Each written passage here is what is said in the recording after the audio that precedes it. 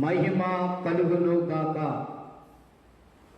దేవుని యొక్క మహా ఉచితమైన కృపను బట్టి గడిచిన వంటి దినములన్నిటిలో దేవాతి దేవుడు తోడుగా ఉండి తిరిగి మరలా ఈ పునరుత్థాన దినమందు ప్రభువుని స్తుతించడానికి, ప్రభువుని ఆరాధించడానికి దేవదేవుడును మనందరికి అనుగ్రహించిన శ్రేష్టమైన సమయాన్ని బట్టి ఆయన నామానికి సమస్త ఘనతయు మహిమయు ప్రభావములు చెల్లునుగాక.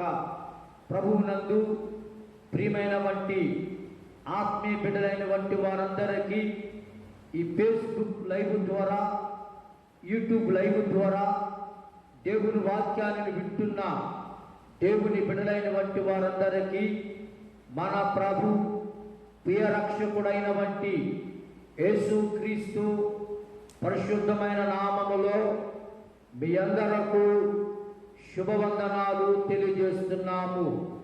దేవుడు మిమ్ములను మీ కుటుంబాలన్నిటిని కూడా ప్రభువు దీవించి ఆశీర్వదించునుగాక. ప్రభువునందు ప్రియమైన దేవుని బిడ్డలారా, దేవుని యొక్క వాక్య ధ్యానంలోనికి వెళ్దాం, ప్రార్థన చేసుకుందాం.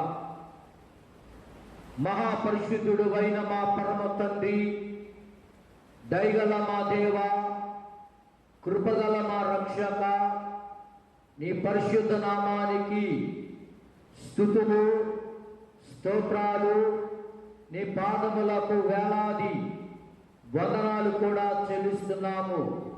నీ నామ పేరిట ప్రార్థన చేసి ఈ పునరుత్థాన దినమందు ఈ రీతిగా నిన్ను ఆరాధన చేయడానికి, ఈ రీతిగా నిన్ను స్తుతించడానికి, ఈ రీతిగా నిన్ను గణపరచడానికి నువ్వు అనుగ్రహించిన శ్రేష్టమైన సమయము కొరకు స్తోత్రాలు. పరిశుద్ధాత్మ తండ్రి, నన్ను నీ పరిశుద్ధాత్మని యొక్క స్వాధీనంలో ఉంచుకొని నీ ప్రజలకు కావలసిన దైవ సందేశమును మీరు అందించమని యేసు నామములో ప్రార్థిస్తున్నాము తండ్రి, ఆమేన్. ప్రభువునందు ప్రియమైన దేవుని బిడ్డలారా, ప్రియ సహోదరి సహోదరులారా, ఈ సమయమందు మీ అందరితో కలిసి ప్రభువుని ఆరాధన చేయడానికి, ప్రభువుని స్తుతించడానికి, ప్రభువుని గణపరచడానికి దేవదేవుడు చక్కటి అవకాశాన్ని మనకు అనుగ్రహించారు. ఈ లాక్డౌన్ వలన దేవుని యొక్క మందిరాలలో ఆరాధన చేయడానికి ఏ విధమైనటువంటి ఆరాధన చేయడానికి ఏ విధమైన అవకాశము లేదు కాబట్టి ఈ ఫేస్బుక్ లైవ్ ద్వారా, యూట్యూబ్ లైవ్ ద్వారా మిమ్మల్ని అందరిని కలుసుకోవటానికి దేవుడు కృప చూపిస్తూ ఉన్నారు. ఈ సమయమందు దేవుని పరిశుద్ధ గ్రంథంలో నుండి మత్తయి సువార్త 3వ అధ్యాయము 2వ వచనమును చదువుకుందాం. పరలోక రాజ్యము సమీపించి ఉన్నది, మారు మనసు పొందండని యోదయ అరణ్యములో ప్రకటించుండెను. ప్రభువునందు ప్రియులారా, ఈ మత్తయి సువార్త 3వ అధ్యాయము 2వ వచనం మనం చదువుకున్నాం. పరలోక రాజ్యము సమీపించి ఉన్నదని, మారు మనసు పొందండని యోదయ అరణ్యములో ప్రకటించుండెను. ఎవరికి ప్రకటన చేయించున్నారు అంటే, భూమి మీద ఉన్న మానవులందరికీ యోహాను ప్రకటన చేస్తున్నారు. బాప్తిస్మిచ్చిన యోహాను ప్రజలకు చెప్తూ ఉన్నాడు, పరలోక రాజ్యము సమీపించి ఉన్నది, మారు మనసు పొందండి అని ప్రకటన చేయుచున్నాడు. మారు మనస్సు, ఎందుకు మారు మనస్సు పొందమని యోహాను ప్రకటన చేయుచున్నాడు అంటే, ఆ దినాలలో చాలామంది ప్రజలు సరైనటువంటి మార్పు లేదు, వారికి సరైనటువంటి మార్పు లేదు. కాబట్టి వారందరికీ మార్పు కావాలని, వారందరూ కూడా నిత్య నరకానికి వెళ్ళకుండా నిత్య జీవానిచ్చే దేవుని యొక్క రాజ్యానికి వెళ్ళాలని ఉద్దేశ్యముతో యోహాను ప్రకటన చేస్తూ ఉన్నాడు. ప్రభువునందు ప్రియులారా, యోహాను యేసుక్రీస్తు ప్రభువుకి మరి మార్గము సరళము చేయడానికి వచ్చాడు. యేసుక్రీస్తు ప్రభువుకు ముందుగా మార్గము సరళము చేయడానికి వచ్చాడు. కాబట్టి ఈ సమయం అందు భూమి మీద ఉన్న మానవులకు మారు మనసు చాలా అవసరమని యోహాను ప్రకటన చేస్తున్నాడు. దేనికి ప్రకటన చేస్తున్నాడంటే పరలోక రాజ్యము సమీపించి ఉన్నదని. పరలోక రాజ్యము సమీపించి ఉన్నది. కాబట్టి మీరందరూ మారు మనసు పొందండి, మీరందరూ మార్పు చెందండి, మీ మనస్సులు మార్చుకోండి, మీ ఆలోచనలు మార్చుకోండి, మీ బుద్ధిని మార్చుకోండి అని యోహాను ఏం చేస్తున్నాడంటే ప్రకటన చేస్తూ ఉన్నాడు. ప్రభువునందు ప్రియులారా, మారు మనస్సు అంటే ఏమిటి? దీని గురించి మనము ఆలోచన చేద్దాం. మారు మనస్సు అనగా మార్పు చెందుట. మార్పు చెందుట, మార్పు చెందటం అంటే ఏమిటి? యేసుక్రీస్తు ప్రభు దగ్గరికి రాకమునుపు దినాలలో మనము ఈ లోకానుసరముగా లోకాశలతో లోకాలోచనలతో జీవించే వారమై ఉండొచ్చు. అయితే ఇక్కడ ఏమంటున్నాడంటే మీరు మారు మనసు పొందండి. దేనికి మారు మనసు పొందాలి? దేవుడి రాజ్యానికి మనం వెళ్ళాలి అంటే మనకు మార్పు చాలా అవసరం. మార్పు చాలా అవసరం. మారు మనసు అంటే యేసుక్రీస్తు దగ్గర రాక మునుపు ఒకప్పుడు నీవు త్రాగుబోతువై ఉండొచ్చు, ఒకప్పుడు నీవు విభచారువై ఉండొచ్చు, ఒకప్పుడు నీవు నోరు తెరిస్తే పచ్చి బూతులు మాట్లాడే వంటి వ్యక్తివై ఉండొచ్చు, ఒకప్పుడు నీవు విగ్రహారాధకుడివై ఉండొచ్చు, ఒకప్పుడు నీవు నీ జీవితంలో ఉదయం లేచి రాత్రి పడుకున్నంత వరకు అనేక రకమైన దుష్టపు ఆలోచనలు, పాపపు యోచనలతో నీ జీవితాన్ని నువ్వు గడిపి ఉండొచ్చు. అయితే అవన్నిటిని విడిచిపెట్టి అవన్నీ మానుకొని ప్రభు అయిన యేసుక్రీస్తునందు నీవు విశ్వాసం ఉంచి, ప్రభు అయిన యేసుక్రీస్తునందు నమ్మిక ఉంచి, నీకు యేసయ్య కావాలని కోరికని పొంది, యేసయ్య నేను దీవించాలని కోరికని పొంది, యేసయ్య పరలోక రాజ్యానికి నిన్ను తీసుకుని వెళ్తాడు, పరలోక రాజ్యంలో నేను ఉండాలని కోరికని ఉంటే ఇక్కడ ఏమంటున్నాడంటే మారు మనసు పొందండి, మారు మనసు పొందండి. ఎందుకంటే మార్పు లేకుండా మనము దేవుని రాజ్యానికి వెళ్ళలేము. బైబిల్లో వ్రాయబడిన మాట ఒక విషయాన్ని మీకు నేను గుర్తు చేస్తున్నాను. ప్రభువునందు ప్రియులారా, భక్తుడైన వంటి మన నోహు గారు ఉన్నారు. నోహు గారితో దేవుడు అన్నాడు, నోహు, ఈ భూమి మీదకి నేను జలప్రలయం పంపించబోతున్నాను. జలప్రలయం భూమి మీదకి రాబోతుంది. ఈ భూమి అంతా కూడా నాశనము కాబోతుంది. అయితే నీ కొరకు, నీ కుటుంబము కొరకు ఒక ఓడను సిద్ధము చేసుకో అని దేవుడు చెప్పాడు. అయితే నోహు గారు దేవుని మాట ప్రకారముగా ఓడని తయారు చేస్తూ ఉన్నాడు. ఓడను తయారు చేస్తున్న నోహు గారిని చాలా మంది వ్యక్తులు యాలన చేస్తూ ఉన్నారు. ఏంటి? ఒడ్డును తయారు చేస్తున్నాడు, ఇసుక మీద తయారు చేస్తున్నాడు అని యాలన చేస్తూ ఉన్నాడు. అయితే దేవుడు నోహు గారికి ఒక ఆలోచన చెప్పాడు. ఏమిటి ఆలోచన అంటే, నోహు గారితో దేవుడు అన్నాడు, ఇదిగో ఈ భూమి మీదకి నేను జలప్రలయం రప్పిస్తాను, ఈ భూమి అంతా కూడా అంతమైపోతుంది. కాబట్టి నేను చెప్పినట్టుగా నువ్వన్నింటిని ఏర్పాటు చేయాలి అని ఆ నోవ గారికి దేవుడు ఆ ఓడని ఎలాగూ తయారు చేయాలో, పొడవెంతో వెడల్పెంతో, ఎక్కడ ఏ కిటికీ ఉండాలో, ఎక్కడ ఏ తలుపు ఉండాలో అవన్నీ కూడా దేవుడు మనిషి ఆ నోవ గారికి చెప్పాడు.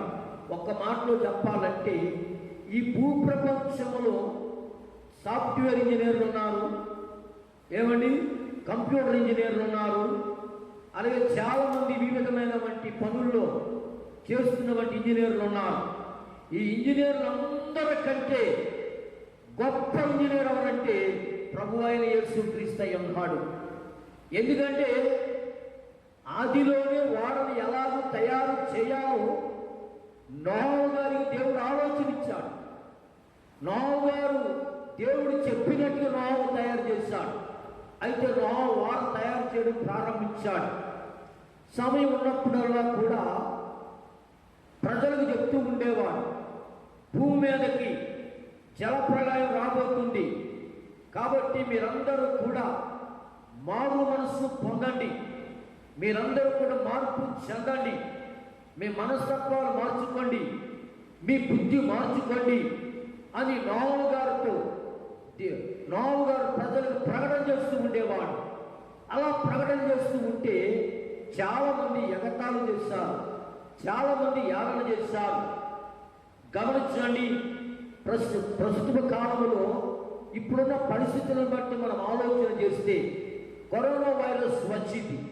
ప్రపంచమంతటిని ఏమండి తలకిందులు చేస్తూ ప్రజల హృదయాలలో నెమ్మది లేకుండా, ప్రజల హృదయాలలో ప్రశాంతత లేకుండా ప్రతి మనిషి భయముతో బ్రతుకుతున్నాం, ప్రతి మనిషి భయముతో జీవిస్తున్నాడు. కానీ బైబిల్ చెప్తున్న మాట ప్రకారముగా ఈ భయంకరమైన కరోనా వైరస్ వలన కరోనా వైరస్ను భయపడుతున్నావు, కానీ దేవుడికి భయపడితే ఆ కరోనా వైరస్ నేమి చేయజాలదు, ఆ కరోనా వైరస్ నేమి చేయజాలదు. కారణం ఏమిటంటే దేవుడి చేతిలో నీవు ఉంటావు కాబట్టి, దేవుడి చేతిలో నీవు ఉన్నప్పుడు నీకు భయపడవలసిన పని లేదు, జడవలసిన పని లేదు, దిగులు చెందవలసిన పని లేదు. ఎందుకంటే దేవుడు ఆరోగ్యం ఇచ్చేవంటి తన రెక్కల నీడలో నేను భద్రపరుస్తాడు. అయితే నువ్వు మార్పు చెందకుండా, ప్రభువుని అంగీకరించకుండా, దేవాది దేవుడి నామను స్మరించకుండా ఒకవేళ నువ్వు చనిపోయావనుకో, నీ ప్రాణము, నీ ఆత్మ నిత్య నరకానికి వెళ్ళిపోతుంది. నిత్య నరకానికి వెళ్ళిపోవడం వలన ఏ విధమైన ప్రయోజనము లేదు, ఏ విధమైన ప్రయోజనము లేదు. కాబట్టి ప్రభువునందు ప్రియమైన దేవుని బిడ్డలారా, ఇప్పటికే కొన్ని లక్షల మంది ఈ భయంకరమైన వంటి ఈ యొక్క కరోనా వైరస్ వలన ప్రజలు ప్రాణాలు కోల్పోతున్నారు. ఒక పక్క నుండి మరొక పక్క నుండి ఎదురు చూద్దామన్నా శాంతి లేదు, సమాధానం లేదు, నెమ్మది లేదు. ఎటు చూద్దామన్నా భయంకరమైన పరిస్థితులు, ఒక పక్క నుండి తుఫాన్లు, ఒక పక్క నుండి యాక్సిడెంట్లు. ఉదయకాలం కనబడిన మనిషి సాయంత్రకాలములకు కనబడడం ఎంతో కష్టతరమైపోతుంది.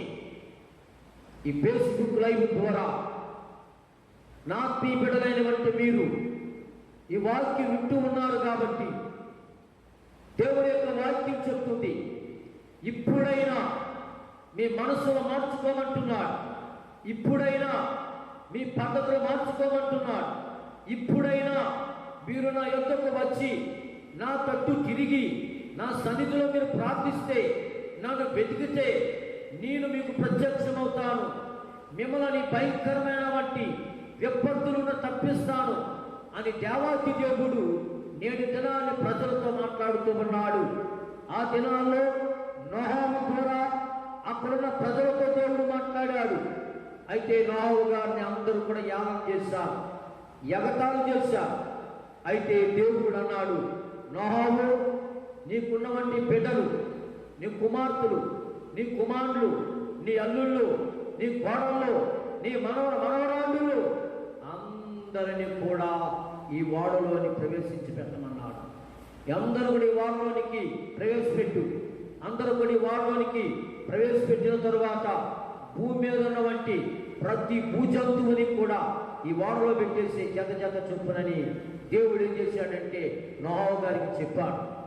ప్రియులారా, దేవుడు ప్రతి మనిషి యొక్క క్షేమాన్ని కోరినవాడు. ఇది మాత్రం మర్చిపోక, ఒక మనిషి మరొక మనిషి కీడు చేయాలని తలపెడతాడు, కానీ పరిశుద్ధుడైన యేసు క్రీస్తు ఎవరికి కీడు తలపెట్టకుండా ఆ భయంకరమైన కీడులో నుండి తప్పించి మేలు చేయాలనుకుంటాడు దేవాతి దేవుడు. ఆయన నీకు మేలు చేయాలి, ఆయన నీకు క్షేమాన్ని కలుగు చేయాలి. నువ్వు సురక్షితమైన వంటి స్థలములో క్షేమముగా ఉండాలి అంటే తప్పనిసరిగా నీవు దేవుని మాట వినాలి, దేవుని మాటకు లోబడాలి, దేవుని చిత్తాన్ని గ్రహించాలి, దేవుని చిత్తానికి విధేయతను చూపించు.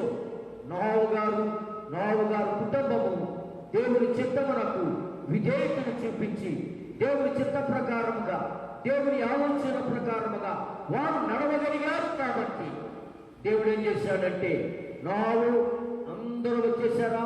అయ్యా, అందరూ వచ్చేసారు. అయితే మీరందరూ సురక్షితంగా ఈ యొక్క ఓడలో ఉండండి అని చెప్పాడు. ఈ ఓడలో మీరు ఉండండి అని చెప్పాడు. ఎప్పుడైతే ఈ ఓడలో మీరు ఉండాలని చెప్పిన తర్వాత దేవుడు ఏం చేశాడంటే, నోహా గారు మరి అందరిని పంపించేసి ఆ ఓడకి దేవుడే తాళం వేసేసాడు మాట. తాళం వేసేసి భూమి మీద ఇప్పుడు ఏం జరుగుతుంది? వర్షం పడుతుంది. వర్షం రోజు రోజుకి అది పెరుగుతూ ఉండగా ఆ ఓడ నెమ్మదిగా తేలుతూ ఉన్నది. ఓడ తేలుతూ ఉంటే ఇప్పుడు ప్రజల్లో ఏం కలిగింది? భయం కలిగింది. ప్రజల హృదయాల్లో నెమ్మది లేదు, ప్రజల హృదయాల్లో శాంతి లేదు, ప్రజల హృదయాల్లో ప్రశాంతత లేదు. ఇప్పుడు అంటున్నారు, నోహా గారు తలుపు తీయండి, మేము రక్షించబోతున్నాం, మమ్మల్ని రక్షించండి, మమ్మల్ని కాపాడండి, ఈ భయంకరమైన విపత్తు నుండి మమ్మల్ని తప్పించండి అని కేకలు వేస్తూ ఉన్నారు. బయట ఉన్నటువంటి ప్రజలు కేకలు వేస్తూ ఉన్నారు. కేకలు వేస్తూ ఉండగా ప్రియమైన దేవుని బిడ్డ, దేవుని వాక్యాన్ని జాగ్రత్తగా గమనించగలిగినట్లయితే బైబిల్ చెబుతుంది, సమయం ఉంటుండగానే సద్వినియోగం చేసుకోవాలి.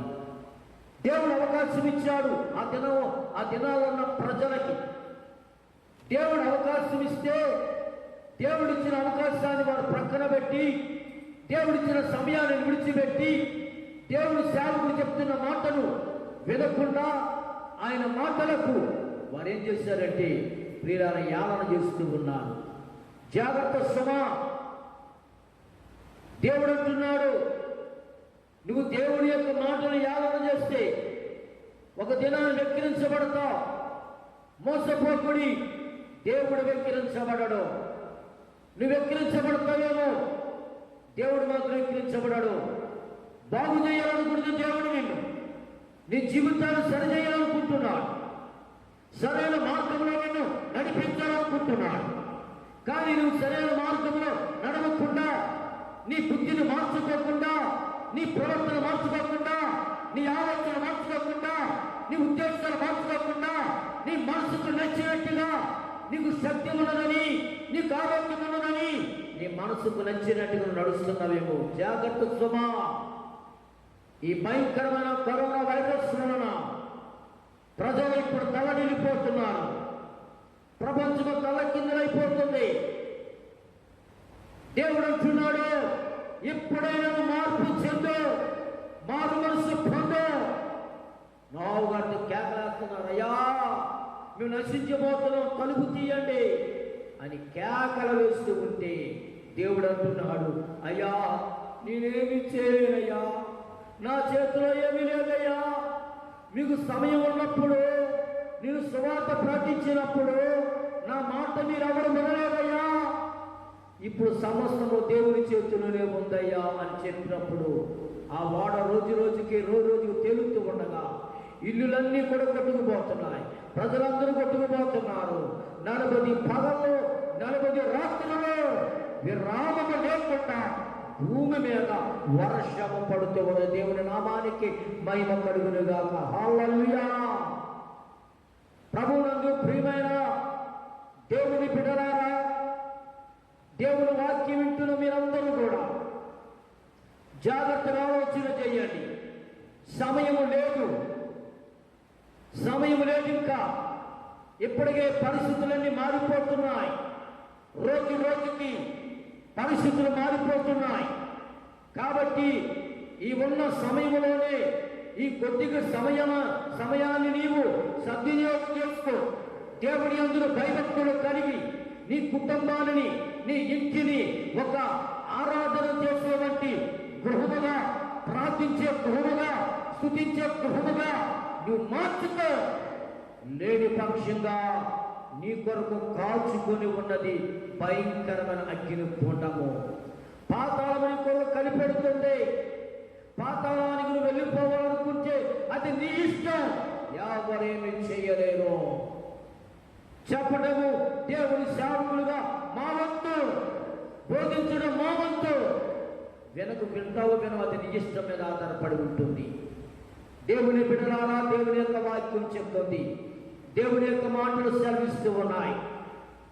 40 రాత్రులు 40 పగలైపోయింది. ఆ తర్వాత నోహు గారు ఏం చేశారంటే ఒక కాకిని పంపించారు. ఆ కాకిని పంపిస్తే ఎల్లిన కాకి తిరిగి రావట్లేదు. కాకి స్వభావం ఏంటి తెలుసండి? చిన్నపిల్లవాడు ఏదైనా తింటూ ఉంటే వాడు చిన్నపిల్లవాడు కదా, తింటున్నాళ్ళే ఎందుకు ఇబ్బంది పెట్టాలని ఉండటానికి ఆ చిన్నపిల్లవాడు తినిదైనా సరే ఎత్తుకొని పోతాడు. కాకి యొక్క స్వభావం. అయితే ఈ కాకి మరి బయటికి పంపిన తర్వాత రావట్లేదు. చచ్చిపోయినటువంటి శవాల మీద వాలి, చనిపోయినటువంటి శవాల మీద వాలి ఆ మాంసాహారాన్ని తింటూ ఉన్నాయి. మరలా రావు గారు కొద్ది రోజులు పోయిన తర్వాత మరలా పావురాన్ని పంపించాడు. ఈ పావురము ఎక్కడ వాడడానికి అవకాశం లేక ఒలివ కొమ్మను తీసుకుని వచ్చేసింది. పావురము దేనికి సాదృశ్యం తెలుసా? పరిశుద్ధాత్మనికి సాదృశ్యం, పరిశుద్ధతకి సాదృశ్యం. పావురము పరిశుద్ధమైన స్థలాలలో మాత్రమే ఉంటుంది. దేవుని బిడ్డ, ఆత్మీయ బిడ్డలైన మీ అందరితో మాట్లాడుతున్నాడు దేవుడు. నువ్వు ఏ స్థలాల్లో ఉంటున్నావు? పరిశుద్ధమైన స్థలాల్లో ఉంటున్నావా? పరిశుద్ధమైన స్థలాల్లో కూర్చుంటున్నావా? పరిశుద్ధులతో సావాసం చేస్తున్నావా? పరిశుద్ధులతో ఆత్మ సంబంధమైన సావాసం నువ్వు కలిగి ఉంటే నీ ఆత్మీయ జీవితం దినదినము అభివృద్ధి చెందుతుంది. కాకి స్వభావం నిజంగా ఈ కాకి స్వభావం మంచిది కాదు. ఈ కాకి అపవిత్రమైన స్థలాలలో ఉంటుంది. ఒకవేళ కాకి లాంటి స్వభావాన్ని నువ్వు కలిగి ఉంటే అపవిత్రమైన స్థలాల్లో కూర్చొని అపవిత్రమైన మాటలు మాట్లాడుతూ అపవిత్రమైన ఆలోచన చేస్తే దాని వలన కలిగిన నష్టం ఇప్పుడు నీకు కనబడదు. కొద్ది రోజుల తర్వాత నీకు కనబడుతుంది. కాబట్టి నోహు కాలములో జల ప్రళయం వచ్చి ఎలాగా మరి అక్కడ ఉన్నటువంటి మనుష్యులు ఎలాగా ఆ జల ప్రళయాలకు ఆహుతైపోయారు బాగా గమనించు. ఇప్పుడు పరిస్థితులు బాగోలేదు. మార్పు చెందు, ప్రభువు తట్టు తిరుగు, ప్రభువునందు విశ్వాసం ఉంచు, ప్రభువునందు నమ్మిక ఉంచు, భక్తి కలిగి జీవించు, ప్రార్థనా జీవితము కలిగి ఉండు, వాక్యమును చదువు, ఉపవాసములుండు, కన్నీరు విడుము. ఏంటి ప్రభువా ఈ భయంకరమైన విపత్తు నుండి మమ్మల్ని విడిపించండి ప్రభు అను నువ్వు కన్నీరు విడిచి ప్రార్థన చేయగలిగినట్లయితే దేవుడు నిన్ను రక్షించుటకు ఆయన సమర్థుడై ఉన్నాడు. యెషయా గ్రంథము 59వ అధ్యాయములో వ్రాయబడిన మాట రక్షింప నేరక యుండునట్లు యెహోవా హస్తము కుర్చకాలేదు, విననేరక యుండునట్లు ఆయన చెవులు మందము కాలేదు. ప్రియమైన దేవుని బిడ్డ, దేవుని యొక్క వాక్యము రక్షించే, దేవుని యొక్క మాట, దేవుని యొక్క హస్తము రక్షించే హస్తము, కాపాడే హస్తము. ప్రమాదాల్లో ఉన్నవారిని, ఇబ్బందుల్లో ఉన్నవారిని, రోగంతో బాధపడేవారిని ఆయన హస్తములను చాపే ఆ ఆపదలలో నుండి, ఆ ప్రమాదాలలో నుండి, ఆ కష్టాలలో నుండి, ఆ ఇబ్బందులలో నుండి ప్రభువైన యేసుక్రీస్తు నిన్ను విడిపించగల సమర్థుడై ఉన్నాడు. నువ్వు మర్చిపోవద్దు. దినములు చెడ్డవి గనుక సమయమును పోనీయక సద్వినియోగం చేసుకునమంటున్నాడు. అజ్ఞానుల వలె కాక జ్ఞానుల వలె నడుచుకొనుడే. దైవిక జ్ఞానము ప్రమాదమును తప్పిస్తుంది. దైవిక జ్ఞానము ఆలోచనిచ్చి నడిపిస్తుంది.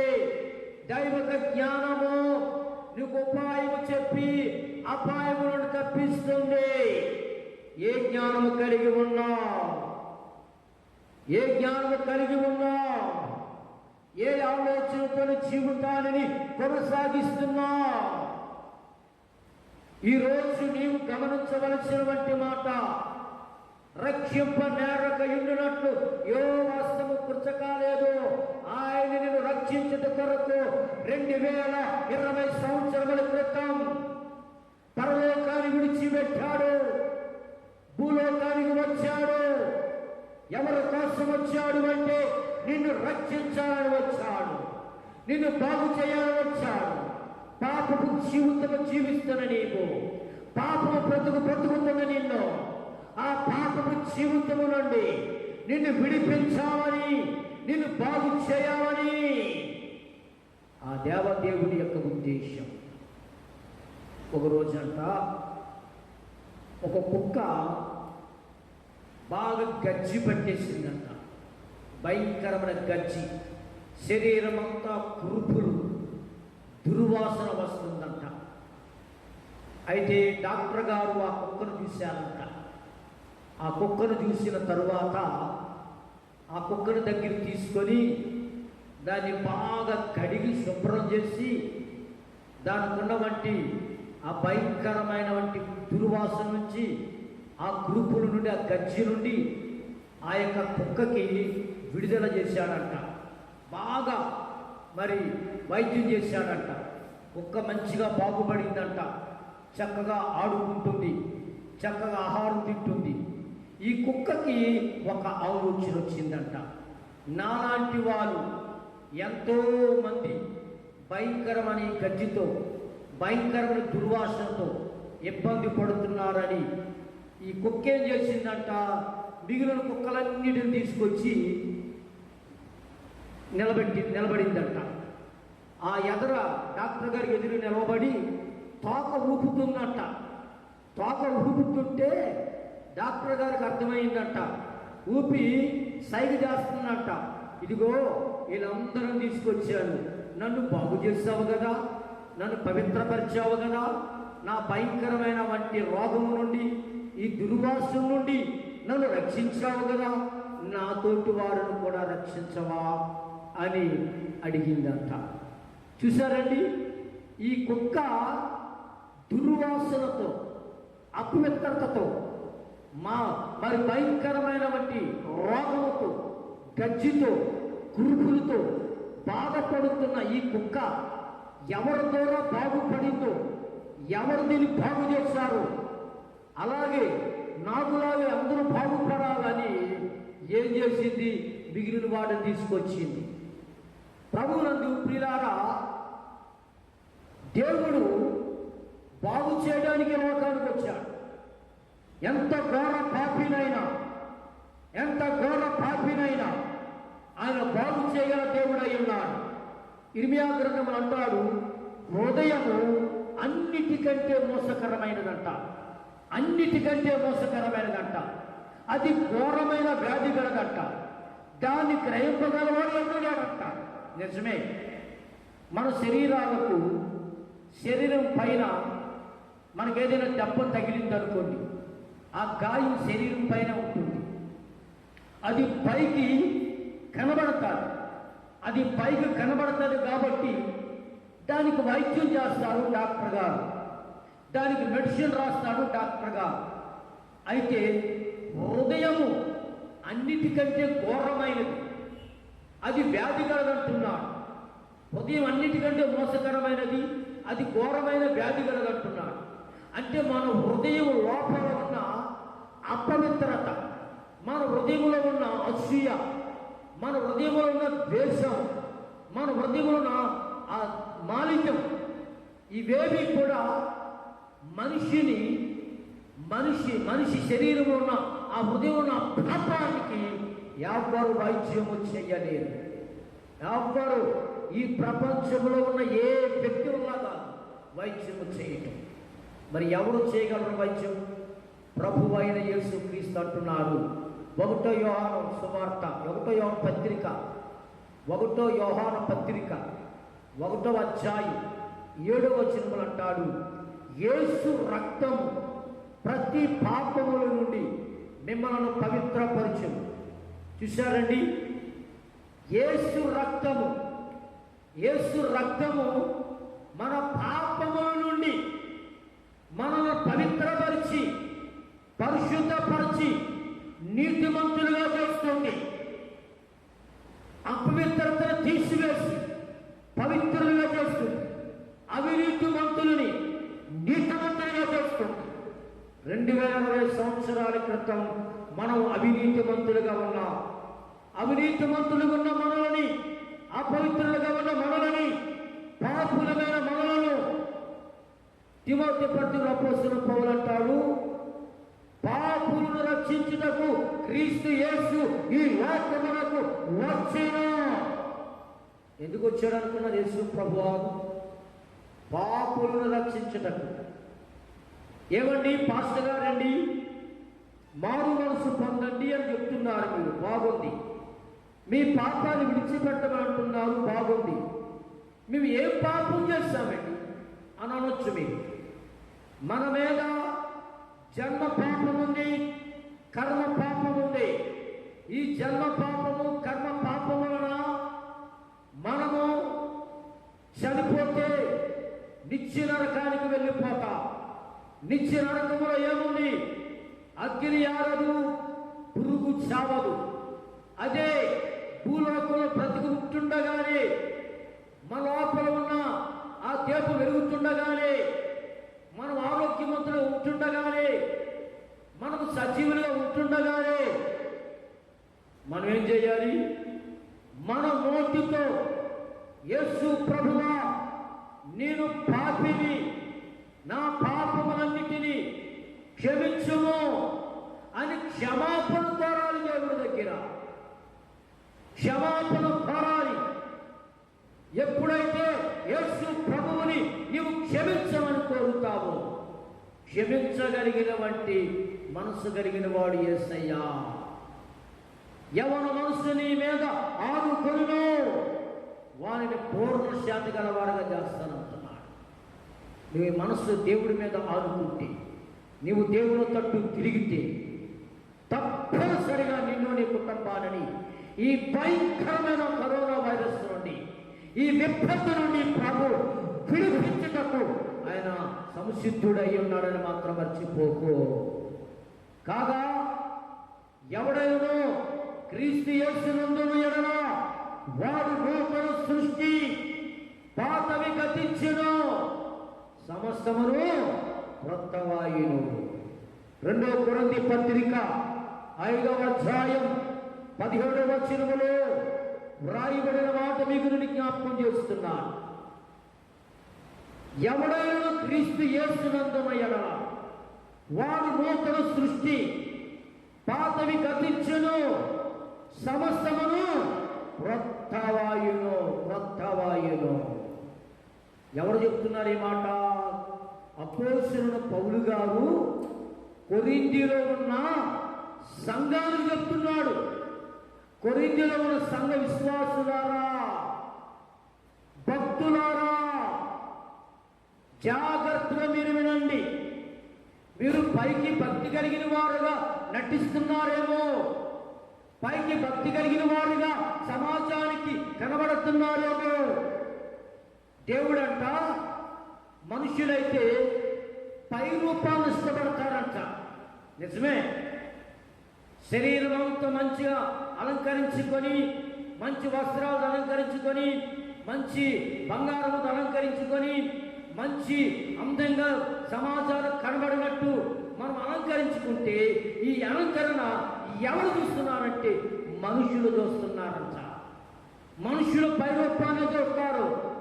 కానీ సర్వశక్తి గల దేవుడు హృదయ అంతరంగాలను చూస్తాడు. మన హృదయం ఎలా ఉంది, మన మనస్సు ఎలా ఉంది, మన ఆలోచన ఎలా ఉంది, మన నడవడిక ఎలా ఉంది, మనం ఎలా జీవిస్తున్నాం, ఎలా నడుచుకుంటున్నాం, మన బుద్ధి ఎలా ఉంది, మన ప్రవర్తన ఎలా ఉంది, మన నడవడిక ఎలా ఉంది, మనం మాట్లాడుతున్నప్పుడు దుర్వాసన కలిగినటువంటి అపవిత్రమైన పూజలు వస్తున్నాయా లేదా అని పరిశీలన చేస్తాడంట. ప్రియులారా, అపోస్తలుడు పౌలు కొరింథీ సంఘానికి చెప్తున్నాడు, కాగా ఎవరైనను క్రీస్తు యేసు నందు ఉన్న యెడల నూతన సృష్టి. ప్రియులారా, దేవుని వాక్యం చెప్తుంది, కొరింథీ సంఘంలో విశ్వాసం అంటున్నాడు, మీరు నూతన సృష్టిగా మారాలంటే మీ పాత స్వభావాన్ని విడిచిపెట్టండి, మీ పాత అలవాట్లను విడిచిపెట్టండి, మీ పాత బ్రతుకులు విడిచిపెట్టండి, మీ రోగ బ్రతుకులు విడిచిపెట్టండి. పరిశుద్ధమైన జీవితం జీవించాలంటే, పవిత్రమైన జీవితం జీవించాలంటే, నిత్య జీవానికి మీరు వారసులుగా ఉండాలంటే, తండ్రి కుడి పార్శ్వమున ప్రభువైన యేసు క్రీస్తు యొక్క కుడి పార్శ్వమున మీరు కూర్చోవాలంటే మీరు ఎలా ఉండాలి తెలుసా? క్రీస్తు యేసునందునలా నూతన సృష్టిగా నువ్వు మారాలి. కాగా ఎవడైనా క్రీస్తు యేసునందున వాడు నూతన సృష్టి. నూతన సృష్టిగా నువ్వు మారాలి.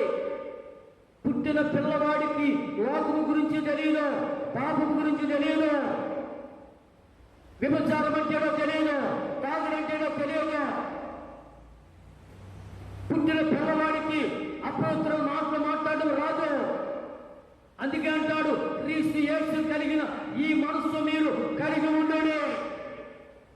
పుట్టిన పిల్లవాడు స్వభావం ఎలా ఉంటుందో అటువంటి నవీన స్వభావం, అటువంటి నూతన సృష్టి మనము కలిగి ఉన్నప్పుడు మనము దేవుని రాజ్యానికి హక్కుదారులుగా ఉండబోతున్నాము.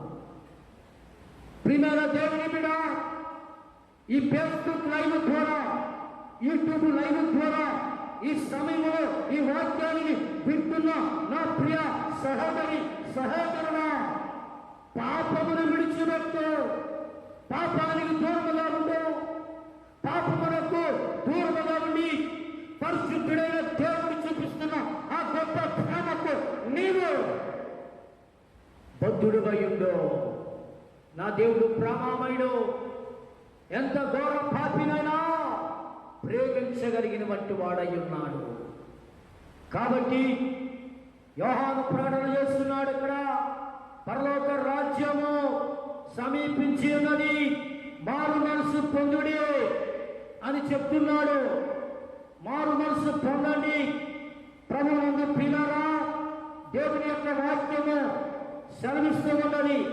దేవుని యొక్క పరిశుద్ధమైన వంటి లేఖన గ్రంథాలలో రాయబడిన మాటలను మనము చదువుకున్నట్లయితే అపోస్తలుడైన పౌలు ఎఫెసీలో ఉన్న సంఘానికి వ్రాస్తున్నటువంటి మాట, ఎఫెసీ పత్రిక 5వ అధ్యాయం 1 నుంచి మనం చదువుకుంటే, కావున మీరు ప్రియులైన పిల్లవాలై దేవుని పోలి నడుచుకునడి, క్రీస్తు మిమ్మల్ని ప్రేమించి పరిమళ వాసనముగా ఉండుటకు మన కొరకు తనను తాను దేవునికి అర్పణగాను బలిగాను అప్పగించుకొనెను. అలాగునే మీరు ప్రేమ కలిగి నడుచుకున్నది. మీరు చారత్రమైన కానీ ఏ విధమైన అపవిత్రత కానీ లోపత్వము కానీ వీటి పేరైన ఎత్తకూడదు. ఇది పరిశుద్ధులకు తగదు. కృతజ్ఞత వచనములు మీరు ఉచ్చరింపవలను. కానీ మీరు భూతులైనను, పోకిరి మాటలైనను, సరసత్తులైనను ఉచ్చరింపకూడదు. ఇవి మీకు తగదు. ఎవరికి తగవు? పరిశుద్ధులకు, యేసు ప్రభువుని ఆరాధించే వారికి, యేసు ప్రభు దేవుడిని నమ్మిన వారికి బూతులు మాట్లాడకూడదండి. బూతులు మన నోట రాకూడదు. జాగ్రత్త అంటాడు తెలుసా? పెళ్లి కాని అమ్మాయి పెళ్లి కాని అబ్బాయితో అక్రమ సంబంధము పెట్టుకొని జీవిస్తున్న జీవితము జాగ్రత్తము అంటారు. విభచారం అంటాడు తెలుసా? బైబిల్లో ఉదాహరణ చెప్తున్నా. ఒక విభచార స్త్రీని రాళ్ళతో కొడుతున్నారు, రాళ్ళతో కొట్టుకుంటూ వస్తున్నారు. మోషే ధర్మశాస్త్ర ప్రకారముగా విభచారం చేసేటువంటి స్త్రీని రాళ్ళతో కొట్టి చంపాలి. రాళ్ళతో కొట్టి చంపాలి కాబట్టి ఏం చేస్తున్నారు తెలుసా? వారు రాళ్ళతో కొట్టి చంపుతున్నారు. అలాంటి సందర్భంలో మనం గమనించినట్లయితే ప్రియులారా, విభచారం అంటే ఏంటి? ఎందుకు వారు విభచార స్త్రీని రాళ్ళతో కొట్టి చంపుతున్నారంటే ఆమెకి పెళ్ళైపోయింది, భర్త ఉన్నాడు. భర్త ఉంటుండగానే మరొకరితో అక్రమ సంబంధం పెట్టుకుంది. అక్రమ సంబంధం. ఈనాడు ఇటువంటి మాటలు సేవకులు అందిస్తున్నప్పుడు విశ్వాసులకి ఏం కలుగుతుంది? కోపం వస్తుంది. దేవుడికి స్తోత్రం. మీ కోపం రాదులండి. ఎందుకంటే దేవుడు మాట్లాడాలి, మేము బాగుపడాలి, దేవుని మాట మా జీవితాలను మారుస్తుంది అని మంచి మనసు కలిగినటువంటి వ్యక్తులు మీరు. అయితే ఇలా బోధిస్తున్నప్పుడు కొంతమంది కోపం కలుగుద్ది. మీకు కోపం వచ్చినా పర్వాలేదు, బాధ వచ్చినా పర్వాలేదు, కానీ మీరు బాగుపడడమే దేవుడు చిత్తమై ఉన్నది. మీరు మంచిగా జీవించడమే దేవుడు చిత్తమై ఉన్నది. ప్రభువునందు ప్రియమైన దేవుని జనంగమా, ప్రియమైన దేవుని బిడ్డలారా గమనించండి. ఈమె భర్త ఉంటుండగానే విభచారం చేస్తుంది. ఈమె విభచారం చేస్తుందని మోషే ధర్మశాస్త్ర ప్రకారముగా రాళ్ళతో కొట్టి చంపాలి. రాళ్ళతో కొట్టి చంపాలి. అయితే రాళ్ళతో కొట్టి ఆ రాళ్ళు పట్టుకొని పరిగెత్తుని తరుముతున్నారు. ప్రతి ఒక్కరి చేతుల్లో రాళ్ళు ఉన్నాయి. ప్రభు యేసుక్రీస్తు వారు ఎదురుగా వస్తున్నారు.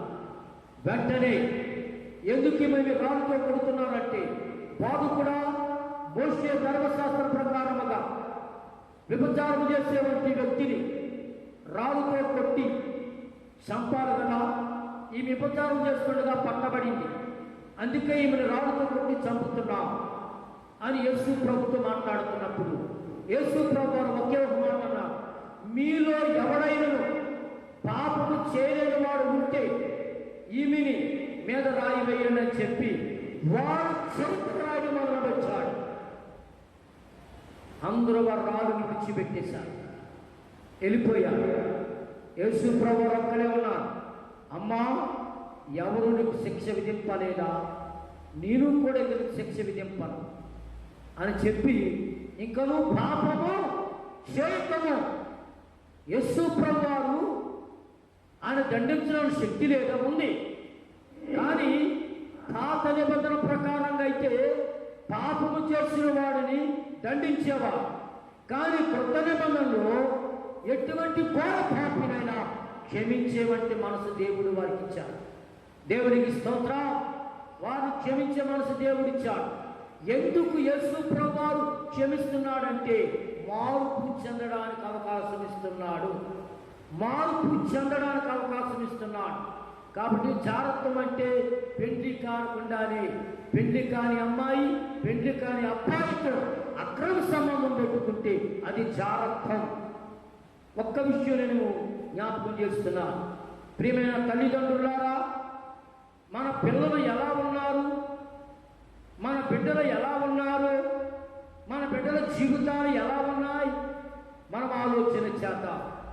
పెళ్ళైపోయిన వంటి వారు మనం ఎలా ఉన్నాం, మన విశ్వాసం ఎలా ఉంది, మన భక్తి ఎలా ఉంది. మనుషులు కనబడినట్లుగా భక్తి చేస్తే ప్రయోజనం లేదు. మనుషులకు భక్తి కనబడినట్లు మనం భక్తి కలిగిన వారుగా కనబడితే ప్రయోజనం లేదు. నా దేవుడికి కావలసింది హృదయ అంతరంగాల్లో ఉండవలసిన భక్తి. దేవునికి స్తోత్రం. హల్లెలూయా. మీలో జాగ్రత్తలు కానీ, ఏ విధమైన అపవిత్రత కానీ, లోభత్వమైన కానీ ఏమండి వీటి పేరు ఎత్తకూడదు. ఇది పరిశుద్ధులకు తగదు. పరిశుద్ధులంట పవిత్రమైన మాటలు మాట్లాడాలి. ఇంకా చాలా విషయాలు చెప్పుకొస్తున్నాడు. ఏమంటున్నాడు? మీరు బూతులైనను పోకిరి మాటలు, బూతులు వేరు, పోకిరి మాటలు వేరు. ఇంకా అంటున్నాడు ఏమంటున్నాడు? పోకిరి మాటలైనను సరసత్తులైన. సరసత్తులను ఆశకాలు ఆడుకోండి. చాలామంది ఆశకాలు ఆడుకుంటారు వాయ వరస లేకుండా. ఎంత మేనమామైనా, ఎంత మేనత్తైనా, ఎంత మేనగోవడైనా మనం ఎలాగుండాలి తెలుసా? దేవుడు మనల్ని లోకములో నుండి ప్రత్యేక పరిచాడు కాబట్టి, ప్రభువు మనలను ఆయన తట్టు తిప్పాడు కాబట్టి, ప్రభు మనలను ఆయన వైపు నడిపిస్తున్నాడు కాబట్టి, మనల్ని పాపము నుండి, శాపము నుండి ప్రభువు మనల్ని విడిపించాడు కాబట్టి మనం ఎలా ఉండాలండి? పరిశుద్ధమైన జీవితాన్ని కలిగి జీవించాలి. నీవెవరివి? నేను ఎవరిని? మనం ఎవరమే? యేసుని దేవుడిగా ఆరాధించేటువంటి వారమై ఉన్నాం. యేసుని రక్షకుడిగా అంగీకరించినటువంటి వారమై ఉన్నాం. కాబట్టి ప్రియమైన దేవుని జనాంగమా, నేను ముగింపులోకి వస్తున్నాను. ఈ కడవరి జనాలలో, ఎంచి జనాలలో నేను మారు మనసు పొందమంటున్నాడు. మారు మనసు పొందడానికి నేను సమయం ఇచ్చానంటున్నాడు. ఇప్పటికైనా నువ్వు మార్పు చెందుతావా? నువ్వు మార్పు చెందితే ఈ భయంకరమైన కరోనా వైరస్ నుండి, ఈ విపత్తు నుండి నా దేవుడు నిన్ను విడిపించగల సమర్థుడు. నిన్ను బట్టి నీ కుటుంబాన్ని, నిన్ను బట్టి నీ గ్రామాన్ని, నిన్ను బట్టి నీ పట్టణాన్ని, నిన్ను బట్టి నీ దేశాన్ని, నిన్ను బట్టి నీ యొక్క ప్రపంచాన్ని ఆయన కాపాడగలుగుతున్నాడు. ప్రార్థన చేద్దామా? ప్రభుత్వం తిరుగుదామా? అందరూ మోకరించండి, అందరూ మోకరించండి. నేను మారానని నువ్వు అనుకుంటున్నావేమో. కొరింథీ పత్రికలో అపోస్తలుడు పౌలు అంటున్నాడు, తాను నిలుచుని అనుకున్నవాడు పడిపోకుండా జాగ్రత్తగా చూసుకోమంటున్నాడు. తాను నిలుచుని అనుకున్నవాడు పడిపోకుండా జాగ్రత్తగా చూసుకోమంటున్నాడు. నిజమే, సాతానుడు మనల్ని మభ్య పెడుతున్నాడు.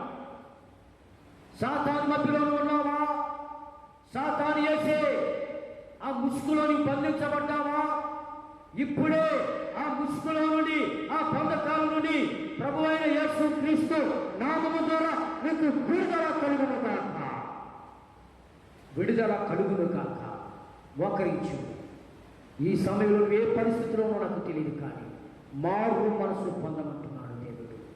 మార్పు చెందమంటున్నాడు దేవుడు. నువ్వు గొంగల పురుగు వలె ఉన్నావా?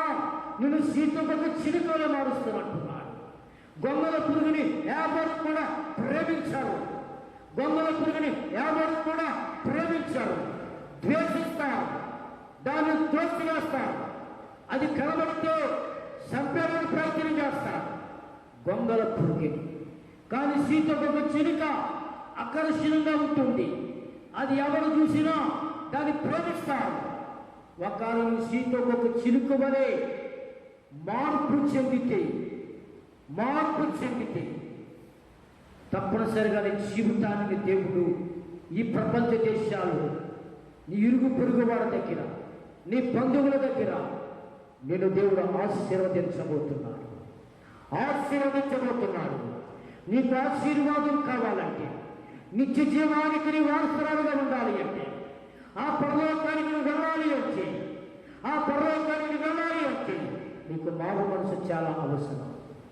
పర్వాలేదండి, ప్రజెంట్ ఉన్న పరిస్థితిని బట్టి నేను ఎట్టాగే ఉంటాను, ఈ విధముగా జీవిస్తాను అని నువ్వు అనుకుంటే భయంకరమైన నరకం ఉంది. అక్కడ అగ్నినాడదు, పురుగు చావదు. అక్కడ నుండి నేను ఎవ్వరూ తప్పించలేరు. ప్రియమైన దేవుని బిడ్డ, ఇప్పటికే కొన్ని వేల లక్షల మంది ప్రజల ప్రాణాలు కోల్పోయారు. లక్షల మంది ప్రజల ప్రాణాలు కోల్పోయారు. దయచేసి ఇప్పటికైనా నువ్వు దేవుని తట్టు తిరగగలవా? ఇప్పటికైనా దేవుని తట్టు తిరగగలవా? నీవు అనుకుంటున్నావేమో నాకేమీ పర్వాలేదు అనుకుంటున్నావేమో. మరణము చెప్పి రాదు, శోధన చెప్పి రాదు, కీడు చెప్పి రాదు. మరణము తప్పించడం దేవుని వశమై ఉన్నది. మరణం ఆయన చేతిలో ఉన్నది.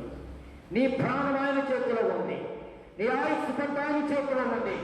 ఆయన తట్టు తిరగగలవా? స్తోత్రం, స్తోత్రం, స్తోత్రం, స్తోత్రం, స్తోత్రం, స్తోత్రం, స్తోత్రం. మహాగణుడైన మా దేవుడా, మహోన్నతుడైన తండ్రి, నీ పాదములకు వేలాది వందనములు చెల్లిస్తున్నా. దేవుని రాజ్యము సమీపించి ఉన్నది. మారు మనసు పొందండి అని ప్రకటన చేయబడుతుంది ప్రపంచ దేశాలకు. నేటి దినాన్ని ప్రభు ప్రజలకు మార్పు చాలా అవసరం. దేవుని బిడ్డలకు మార్పు చాలా అవసరం. మీ మార్పు చెందకుండా మారాలని చెప్పుకుంటూ మమ్మల్ని మేము మోసగించుకుంటే నిత్య నరకానికి వెళ్ళిపోతామని చెప్తున్నాను తండ్రి. నీ వాక్యం వింటున్న ప్రతి బిడ్డని మీరు దర్శించండి. ప్రతి ఒక్కరు మార్పు చెంది నిత్య జీవనకు వారసులవడానికి మీరు సహాయం చేయమని ప్రార్థన చేస్తున్నారు. ప్రభువా, ఒక్క వ్యక్తి సరే నాయన నీతో తిరుగుటకు సహాయం చేయండి నాయన. మేము చేసిన అతిక్రమాల వలన, మేము చేసిన పాపాల వలన ఈ భయంకరమైన వైరస్ ప్రభువులతో ఉన్నది. ప్రభువా, రోజుకి మా దేశంలో, మా రాష్ట్రంలో నాయన కేసులు పెరుగుతున్నాయి. ప్రభువా, దయతో మా దేశ ప్రజలు తెలిసి తెలియరాని తప్పిదములు క్షమించి నాయన మీ సహాయముగా ఇచ్చేయండి. ఫేస్బుక్ లైవ్ ద్వారా, యూట్యూబ్ లైవ్ ద్వారా ఎంతమంది వాక్యం ఉంటున్నారో వినిన ప్రతి బిడ్డలు దీవించు, ఆశీర్వదించు. యేసు నామములో ఈ వాక్యం ప్రతి బిడ్డ జీవితంలో ఫలవంతమైన కార్యములు చేయను కాక యేసు నామములో అడుగుచున్నాము తండ్రి, ఆమేన్. తండ్రి అయిన దేవుని ప్రేమ, కుమారుని యేసుక్రీస్తు కృప, పరిశుద్ధాత్మని యొక్క అన్యోన్య సహవాసము సదాకాలము మీ అందరకు తోడే నడిపించును గాక. ఆమేన్. మీ అందరికి ప్రైజ్.